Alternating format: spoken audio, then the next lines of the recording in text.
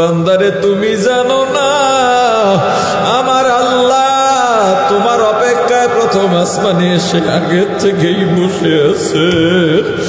আর ডাকেন রে বান্দা তোর কি লাগবে আমি আল্লাহর কাছে বল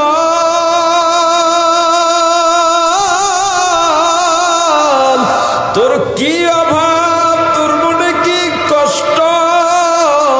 আমি আল্লাহকে বল তুই যদি আমি আল্লাহকে ডাক দিস আমি আল্লাহ সাড়া দিয়া দেব দুইটা হাত আল্লাহর দরবারে উঠাইয়া কাঁদো নিজেকে একবারে ছোট বানাইয়া দাও একবারে ছোট বানাইয়া দাও আল্লাহ আমি কিচ্ছু না আমি একটা কুত্তার চাইতেও খারাপ আমি একটা শুয়ারের চাইতেও খারাপ যদি মাফ না পাই আমি একটা গরুর চাইতেও খারাপ আমি একটা ছাগলের চাইতেও খারাপ আমি হিংস্র জানোয়ারের থেকেও খারাপ তবে আমার আল্লাহ গো আমি যত খারাপ হই না কেন আমি তো আপনারই বান্দা আমি যত নাফরমানি হই না কেন আমি তো আপনারই বান্দা আপনি আমার মাবুদ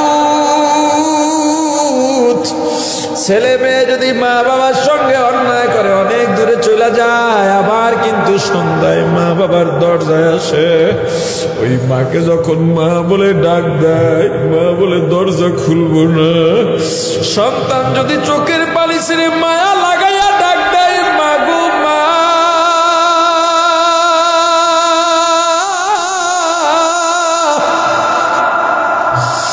ও মা গো তুমি ছাড়া আমার আর কেউ নাই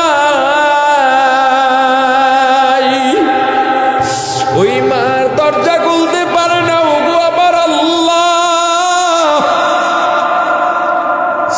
আমি যত গুনাহ করি না কেন আপনি আমার আল্লাহ আমি আপনার গোলাম আদর কইরা বান্দা বানাইয়া আমাকে মাফ না করে আপনার লাভ নাই ওগো আল্লাহ আপনার গুনাহগার আপনার দরবারে হাজির হয়ে গেছে আপনার নাফরমান বান্দা আপনার দরবারে হাজির হয়ে গেছে নিজেকে একেবারে মাটি বানাইয়া দাও নিজেকে একেবারে ছোট বানাইয়া দাও আসলেই তো ভাবো আমি আসলে কিচ্ছু না আমি আসলেই কিচ্ছু না আমি টাকার মালিক আমি বড় শিক্ষিত আমি বড় আলেম আমি বড় টাকাওয়ালা আমি বড় ক্ষমতাওয়ালা কিন্তু যায় না মাঝে বসো নিজের গুনার কথা মনে কর দেখবা তোমার চাইতে নিজের কাছে এমন লাগবে আমার চাইতে বড় খারাপ আর কেউ নাই যদি একবার নিজের নিয়ে চিন্তা করতাম অন্যের সমালোচনা করার সাহস পাইতাম না নিজের গুনাহ নিয়ে যদি চিন্তা করতাম অন্যকে খারাপ বলার সময় সুযোগ পাইতাম না ওরে ভাই হে আসলে আর ভাই গো আমি হাতে পায়ে ধরে বলে যাই কোন দিন কতদিন বাঁচবো জানি না কোন দিন যেন দুনিয়া ছেড়ে চলে যাই তুমিও জানো না আমিও জানি না শুধু আমার আল্লাহকে চেনো আল্লাহকে চেনো আল্লাহকে চেনো আবার বলি একটা কুকুর মালিককে চেনে ওই কুকুরটা সারা রাত বাড়ি পাহারা দেয় কি পায়া হাড্ডি জুটা পৃথিবীতে সব থেকে বেশি ক্ষুধার্ত থাকে কুকুর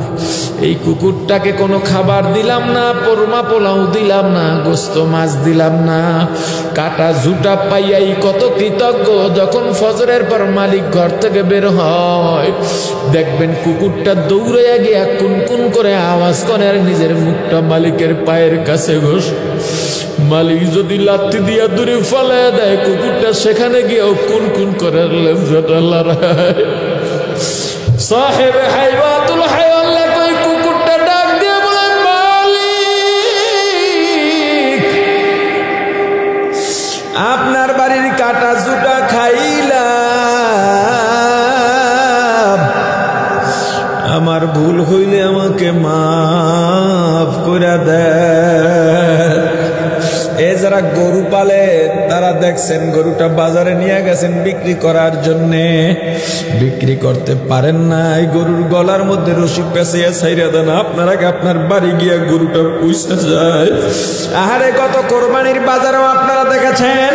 এই 2 বছর আগেও দেখা গেছে বড় সাইজের একটা ছাগল বিক্রি করছে। যেই লোক ছাগল ক্রয় করছে, ছাগল টানে ছাগল মালিকের সাথে